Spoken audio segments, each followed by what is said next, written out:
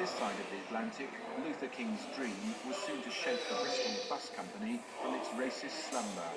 But not just yet. The point is that whilst we can obtain white labour in this city, we intend to go on engaging white labour rather than coloured labour.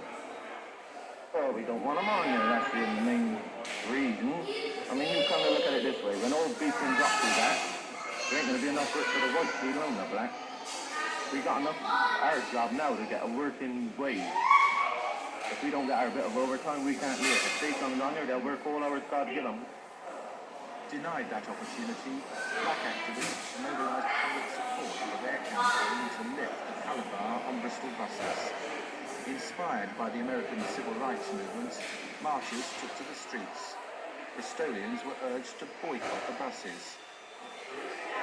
The Bristol bus campaign was led by Paul Stephenson, then a youth worker in St Paul's, now a senior officer with the Commission for Racial Equality.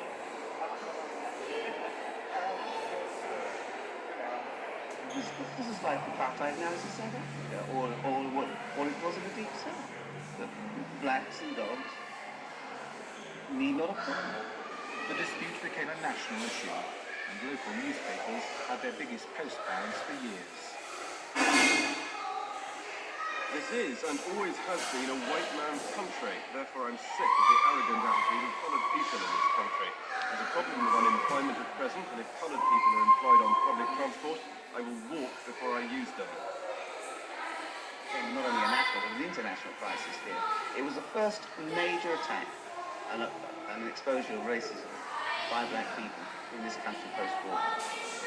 One of those people is now an educational welfare officer.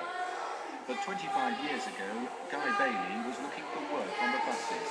He got as far as the manager's secretary. The peer is saying, Mr. Bailey's here, but he's a black. He's black, he's a black man. And I could hear also that the person in the other room saying, tell him that the vacancy is filled.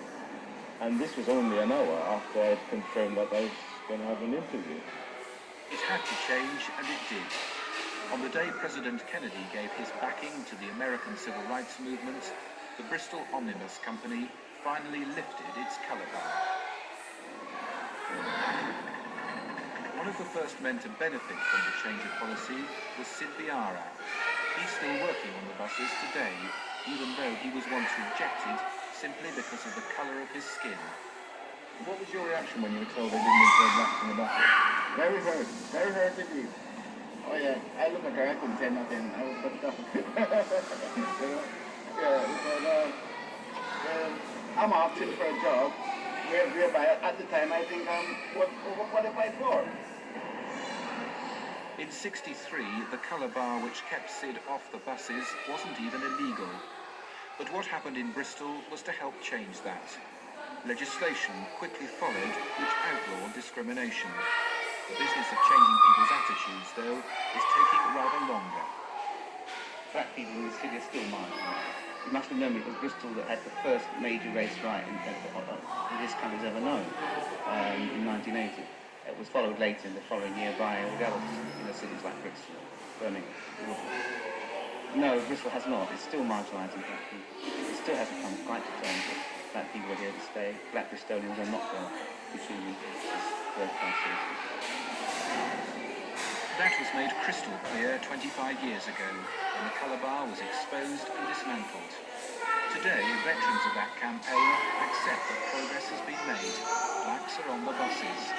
But that's not enough. Where, they say, are blacks in professional jobs. Paul Stephenson's view is simply this. Bristol's bus problem may have been solved, but Britain's race relations problem certainly hasn't. Okay, look after yourself. Okay, cheers. Fine.